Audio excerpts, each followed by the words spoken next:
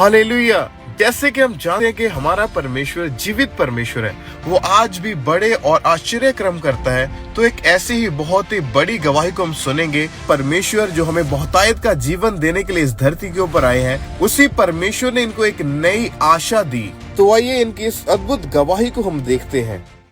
सबको जय मसीह की। मेरा नाम राजरानी और बेटे का नाम लक्की। हम फगवाड़े के रहने वाले हैं और मैं इसके जीवन की गवाही आज देने जा रहे हैं। जनवरी 2024 की बात है। मैं पैदल अपने दोस्तों के साथ जा रहा था और मेरे को पतंग दिखी। मैं उसको लूटने के चक्कर में मैं रोड क्रॉस कर रहा था।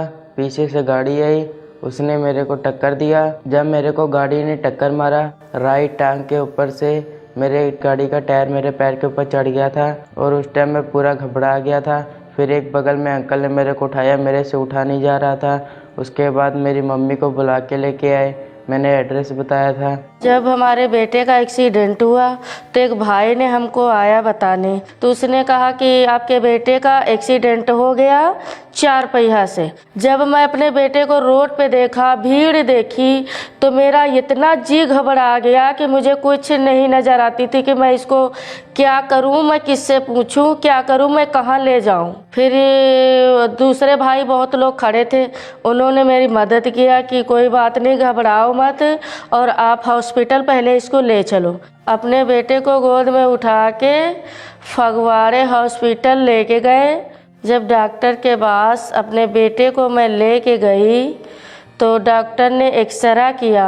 डॉक्टर ने बताया एक्सरा करके मुझे आपके बेटे की दाहिने टांग की हड्डी टूट गई। डॉक्टर ने मेरी दाहिनी टांग के ऊपर प्लास्टर कर दिया था। उसके बाद मेरे को और मेरी मम्मी को घर भेज दिया था। जब हम फिर घर गए, उसके बाद फिर थोड़े दिन बाद आए, फिर डॉक्टर ने काट के देखा प्लास्टर। फिर डॉक्टर ने एक्सरा किया। उसके बाद बोला कि अब ऑपरेशन के बिना आपके लड़के की लात नहीं सही होगी। डॉक्टर ने मेरी राइट टांग का ऑपरेशन किया, उसमें 3 रॉड डाली। लगातार 2 घंटे ऑपरेशन चालू रहा। 2 दिन मेरे को डॉक्टर ने हॉस्पिटल में रखा। उसके बाद छुट्टी दे दिया, कह रहे घर जाओ। हम लोग, मेरी मम्मी मेरे को घर लेके गए। जब मेरे को घर लेके गए, मैं टोटली बेड पे चला गया था। फिर मेरे को मेरे लैट्रिन बाथरूम मेरे पापा कराते थे। रात को सोने के टाइम मेरे नींद नहीं आती थी और मेरे पैर के नीचे तकिया जब रखते थे तब मेरे को नींद आती थी और पैर के अगल बगल में भी सपोर्ट रखते थे। जब मेरी पैर नहीं मुड़ पाता था, मैं एक भी कदम नहीं चल पाता था।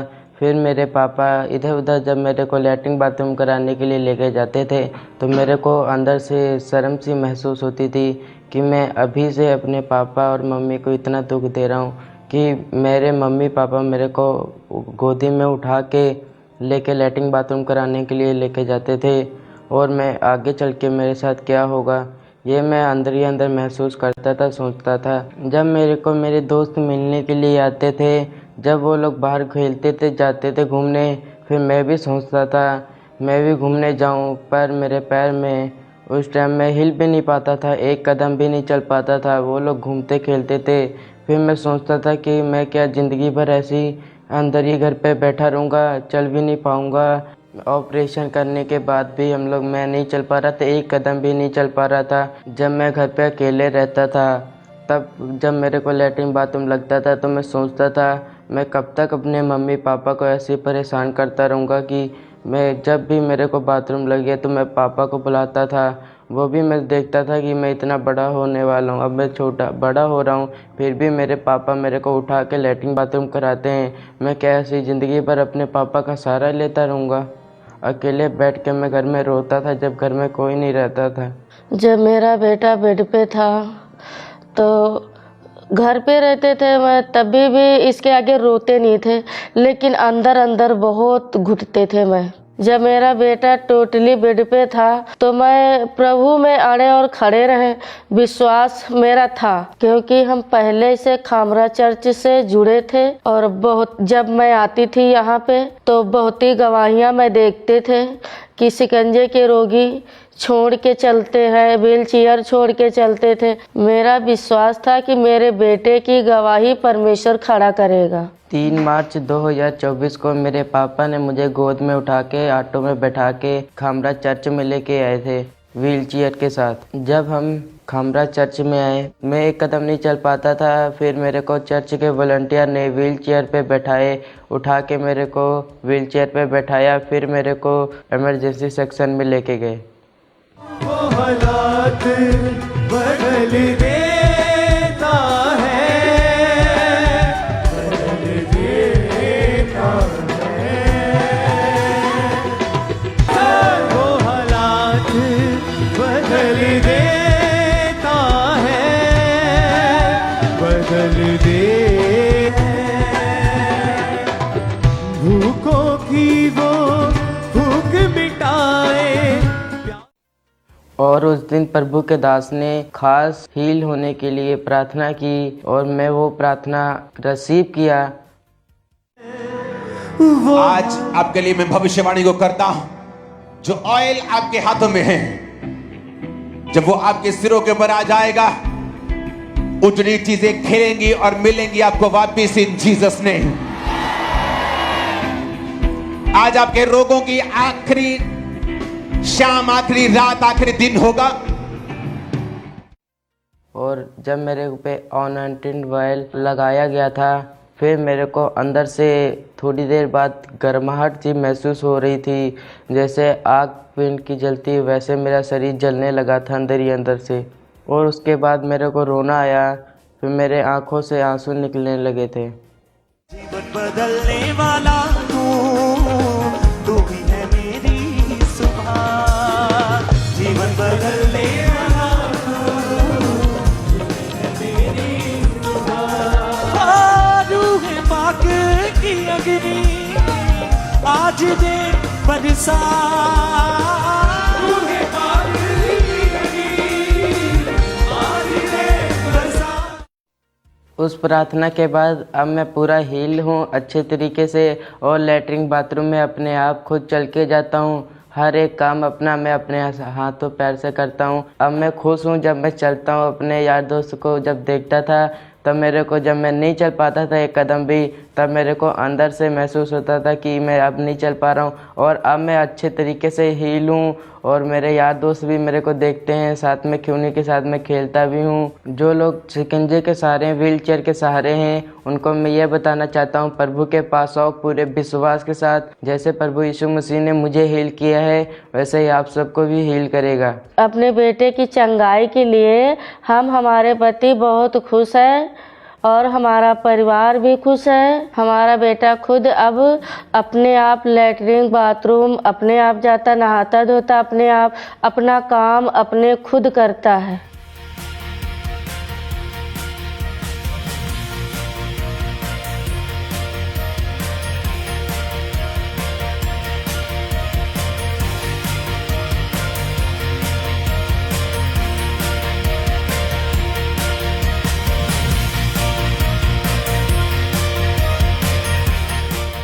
अपने बेटे की चंगाई के लिए प्रभु का धन्यवाद करती हूँ, प्रभु के दास को धन्यवाद करती हूँ। सबको जय मसीह की।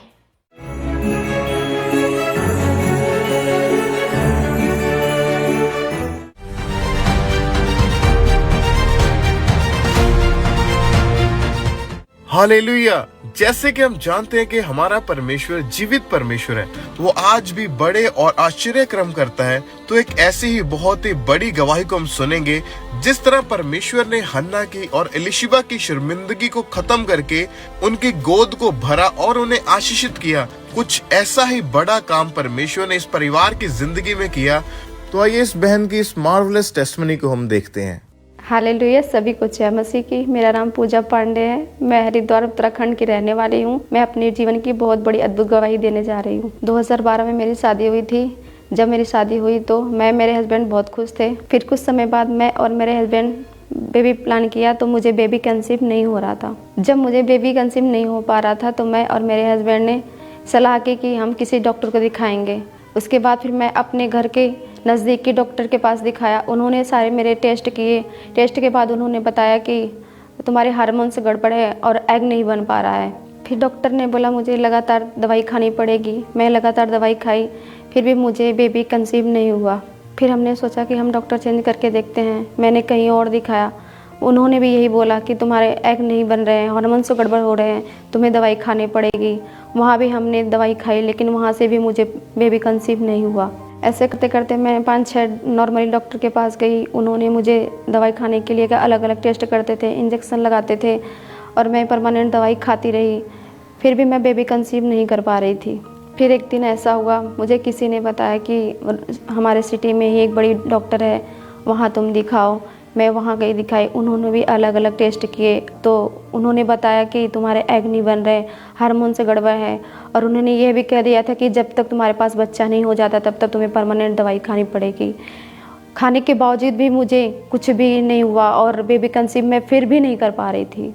मैं इस बीच के दौरान होम्योपैथिक आयुर्वेदिक दवाई भी खाई, जहाँ जहाँ लोग मुझे बताते थे मैं वहाँ गई, और 10 साल में मैंने 10 से 15 डॉक्टर चेंज किए। मुझे कहीं भी ऐसा नहीं हुआ कि हाँ वहाँ मुझे बेबी कंसीव हो जाए, कहीं भी बेबी कंसीव नहीं हुआ। 10 साल के बीच में मैंने लाखों रुपए खर्च कर दिए। जब मुझे बेबी कंसीव नहीं हो पा रहा था तो मैं डिप्रेशन में रहती थी। ऐसा लगता था कि दुनिया में कुछ भी नहीं है। मैं खाना पीना सब छोड़ देती थी। मैं बहुत रोती थी। मैं किसी से बताती नहीं, यहाँ तक मैं अपने हस्बैंड से भी नहीं बताती थी। मैं बहुत अंदर अंदर घुटती थी। इस बीच के दौरान मैंने अपना टाइम पास करने के लिए मैंने जॉब करना भी चालू कर दिया। वहाँ के लोग भी बहुत कुछ बोलते थे, मैं उनसे झूठ बोलती थी। वो बोलते थे तुम्हारी शादी कितने साल हुए, मैं उनसे बताती थी कि मेरे शादी को 4 साल ही हुए, 5 साल हुए, मुझसे झूठ बोलती थी। जब आस पड़ोस के घर वाले लोग भी पूछते थे कि बेबी क्यों नहीं हो रहा, तो इस चीज़ से मैं तंग आकर मैं रेंट पे रहने लगी बाहर आके, कि जिससे मुझे कोई पूछे ना। मैं शादी वादी में भी नहीं जाती थी किसी के। लोग कहते थे आने के लिए, मैं बहाना मार देती थी कि मैं नहीं आऊँगी। अगर मैं जाऊँगी तो लोग ये पूछेंगे कि तुम्हारे बेबी क्यों नहीं हो रहा है।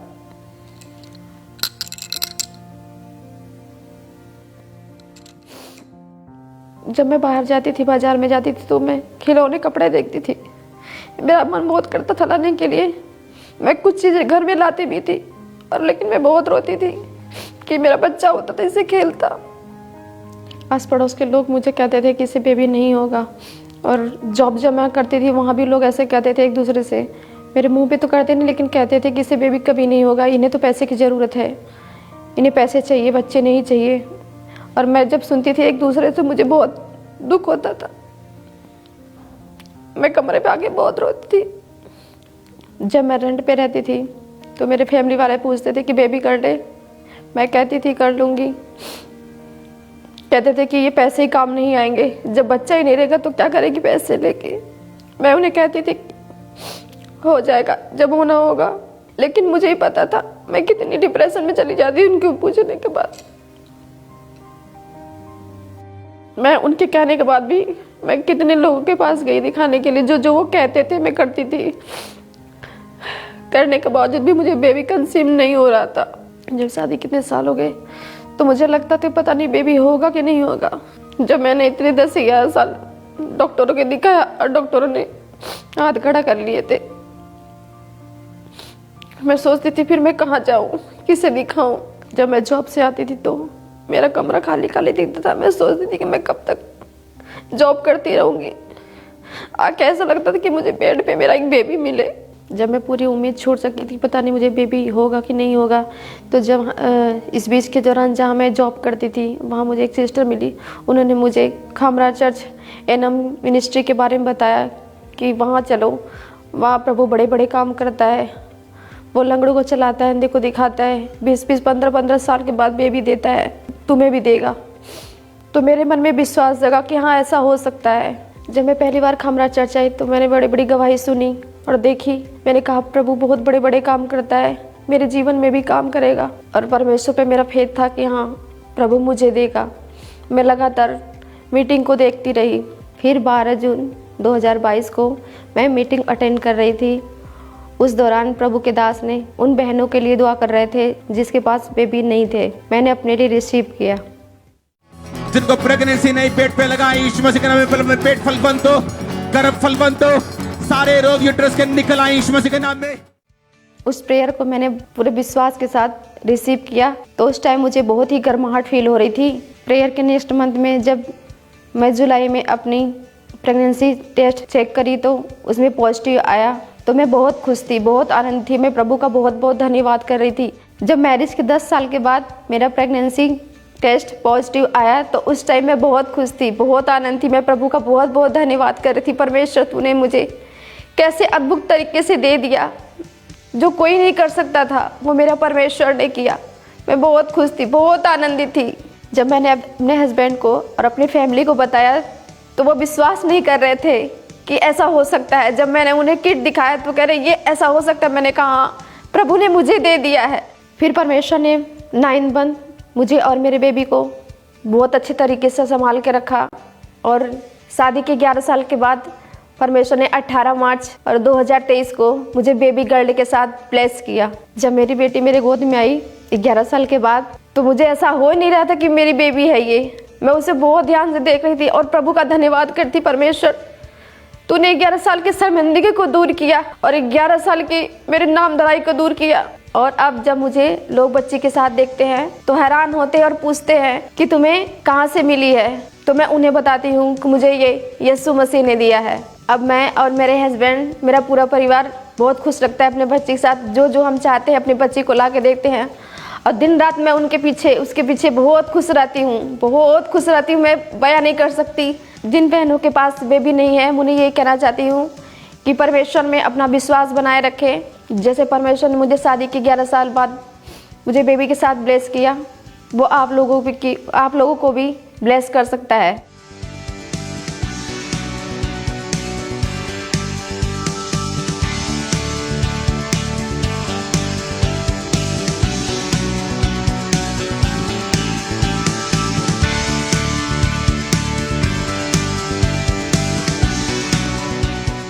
इस बड़ी आशीष के लिए मैं परमेश्वर का बहुत बहुत धन्यवाद करती हूँ और परमेश्वर के दास दासी का धन्यवाद करती हूँ।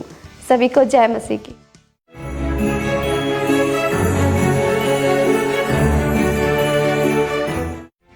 जैसे कि परमेश्वर के वचन भजन संहिता 30 अध्याय उसकी 2 आयत में लिखा है, हे मेरे परमेश्वर यहोवा, मैंने तेरी दुहाई दी और तूने मुझे चंगा किया है। सचमुच परमेश्वर ने अपना वचन पूरा किया और परमेश्वर ने एक बहुत ही भयानक बीमारी से बाहर निकाल के एक नया जीवन दिया और इनकी जिंदगी को पूरा खुशियों के साथ भर दिया। तो आइए इस भाई की इस मार्वलस टेस्टमनी को हम देखते हैं।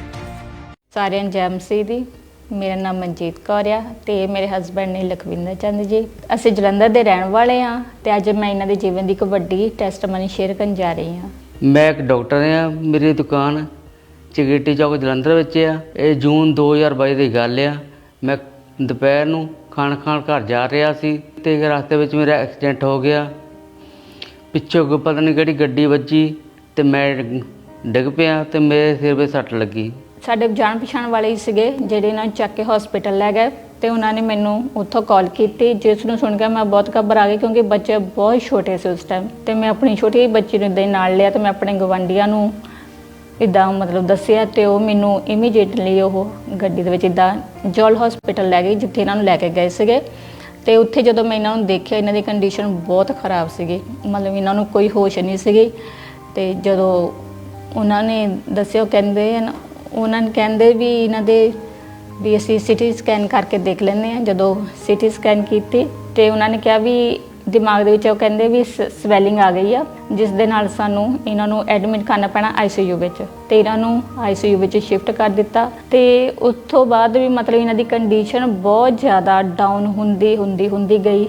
ਮਤਲਬ 1-2 ਦਿਨ ਬਾਅਦ ਤਾਂ ਇਹਨਾਂ ਨੂੰ ਵੈਂਟੀਲੇਟਰ ਤੇ ਹੀ ਲਗਾ ਦਿੱਤਾ। ਕੁਝ ਸਮੇਂ ਬਾਅਦ ਮਤਲਬ ਡਾਕਟਰ ਨੇ ਸਾਨੂੰ ਇਹ ਵੀ ਗੱਲ ਦੱਸੀ, ਟੈਸਟ ਵਗੈਰਾ ਸਾਰਾ MRI ਕਰਕੇ ਵੀ ਇਹਨਾਂ ਦੇ ਦਿਮਾਗ ਵਿੱਚ ਕਲੌਟਸ ਜੰਮ ਗਏ, ਜਿਸ ਦੇ ਨਾਲ ਇਹਨਾਂ ਦਾ ਜਿਹੜਾ ਰਾਈਟ ਸਾਈਡ ਆ ਉਹ ਬਿਲਕੁਲ ਡੈਮੇਜ ਹੋ ਚੁੱਕਿਆ ਕਿ ਇਹ ਕਦੀ ਵੀ ਹੁਣ ਇਹ ਵਾਲਾ ਪਾਸਾ ਤਾਂ ਨਾ ਚਲਾ ਹੀ ਨਹੀਂ ਸਕਦੇ, ਨਾ ਹੱਥ ਨਾ ਪੈਰ, ਮਤਲਬ ਇਹ ਤਾਂ ਬਿਲਕੁਲ ਡੈਡ ਹੋ ਗਿਆ। ਤੇ ਇਹਨਾਂ ਨੂੰ ਹੁਣ ਮਤਲਬ ਬੈੱਡ ਤੇ ਹੀ ਸਾਰੀ ਉਮਰ ਮਤਲਬ ਜਿੰਨਾ ਟਾਈਮ ਵੀ ਰਹੋਗੇ ਬੈੱਡ ਤੇ ਹੀ ਰਹਿਣਗੇ। ਤੇ ਇੱਕ ਤੁਹਾਨੂੰ ਨਰਸ ਹਮੇਸ਼ਾ ਰੱਖਣੀ ਪੈਣੀ ਆ ਕਿ ਜਿਸ ਨੂੰ ਸੁਣ ਕੇ ਮੈਂ ਬਹੁਤ ਹੀ ਘਬਰਾ ਗਈ ਸੀਗੀ। ਜਦੋਂ ਡਾਕਟਰਾਂ ਨੇ ਮੇਰੇ ਹਸਬੈਂਡ ਨੂੰ ICU ਵਿੱਚ ਐਡਮਿਟ ਕਰ ਲਿਆ ਤੇ ਇਹਨਾਂ ਦੇ ਮਤਲਬ ਫੂਡ ਪਾਈਪ, ਯੂਰਿਨ ਬੈਗ, ਹੋਰ ਪਤਾ ਨਹੀਂ ਕਿੰਨੀਆਂ ਪਾਈਪਸ ਵਗੈਰਾ ਲੱਗੀਆਂ ਸੀ, ਜਿਹਨੂੰ ਦੇਖੇ ਮਤਲਬ ਇਹਨਾਂ ਦੇ ਫੇਸ ਵਿੱਚ ਵੀ ਕਾਫੀ ਸਵੈਲਿੰਗ ਹੋ ਗਈ ਸੀ ਤੇ ਜਿਹਨੂੰ ਦੇਖ ਮਤਲਬ ਡਰ ਹੀ ਲੱਗਦਾ ਸੀਗਾ ਵੀ ਨਾ ਕੋਈ ਹੋਸ਼ ਵਿੱਚ ਵੀ ਨਹੀਂ ਸੀਗੇ। ਤੇ ਮੈਨੂੰ ਤਾਂ ਇੱਦਾਂ ਲੱਗਦਾ ਹੁੰਦਾ ਸੀਗਾ ਕਿ ਇਹ ਮਤਲਬ ਬਚਣਗੇ ਵੀ, ਕਿ ਮਤਲਬ ਮੈਂ ਇੱਦਾਂ ਰੋਂਦੀ ਹੁੰਦੀ ਸੀਗੀ ਵੀ ਮਤਲਬ ਮੈਂ ਇੱਦਾਂ ਕਹਿਣ ਲੱਗ ਪੈਂਦੀ ਹੁੰਦੀ ਸੀਗੀ ਕਿ ਨਹੀਂ ਹੁਣ ਇਹਨਾਂ ਨੇ ਬਚਣਾ ਨਹੀਂ ਹੈਗਾ, ਕਿ ਹੁਣ ਕਿੱਦਾਂ ਵੀ ਮਤਲਬ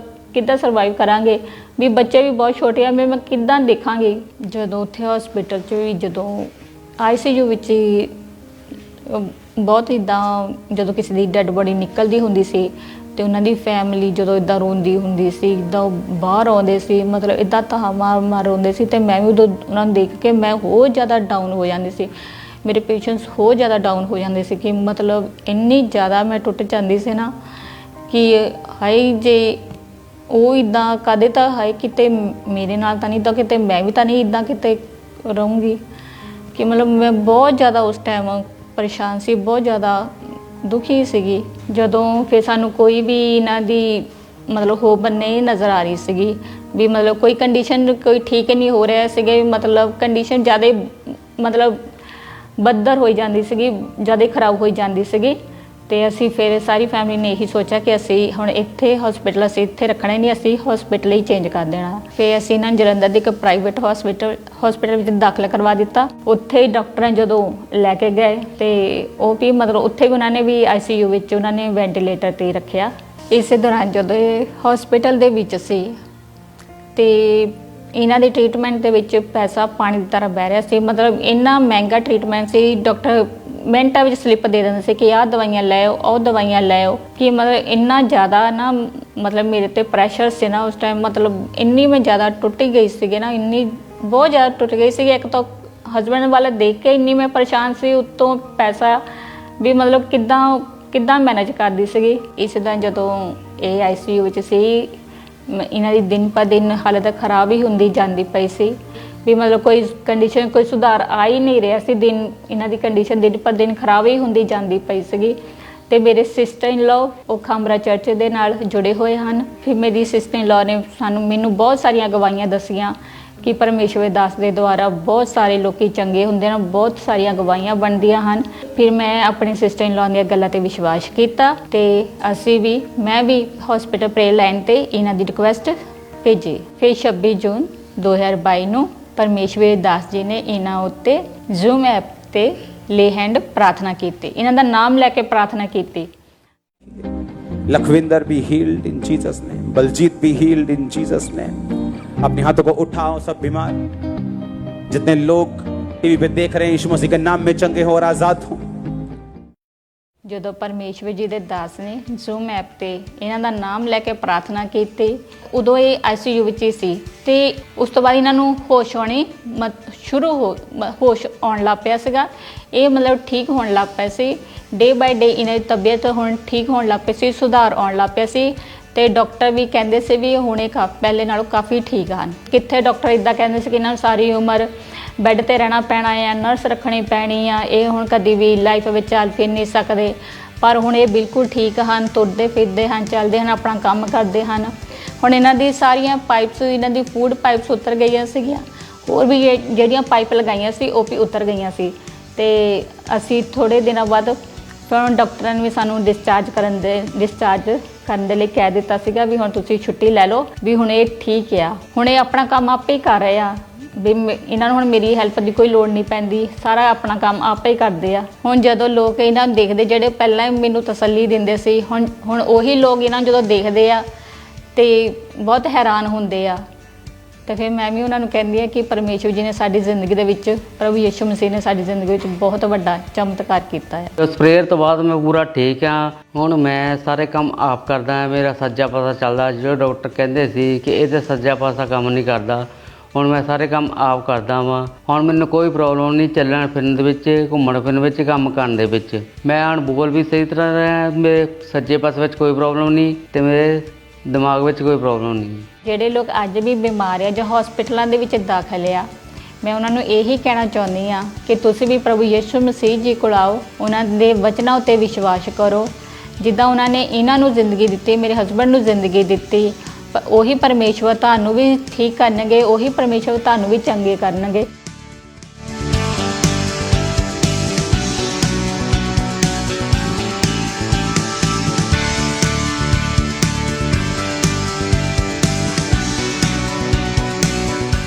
ਮੈਂ ਆਪਣੇ ਹਸਬੈਂਡ ਦੀ ਇਸ ਵੱਡੀ ਚੰਗਿਆਈ ਵਾਸਤੇ ਪ੍ਰਭੂ ਯਿਸੂ ਮਸੀਹ ਜੀ ਦਾ ਬਹੁਤ ਜ਼ਿਆਦਾ ਧੰਨਵਾਦ ਕਰਦੀ ਹਾਂ, ਉਹਨਾਂ ਦੇ ਦਾਸ ਜੀ ਦਾ ਬਹੁਤ ਜ਼ਿਆਦਾ ਧੰਨਵਾਦ ਕਰਦੀ ਹਾਂ ਤੇ ਸਾਰਿਆਂ ਨੂੰ ਜੈ ਮਸੀਹ ਦੀ।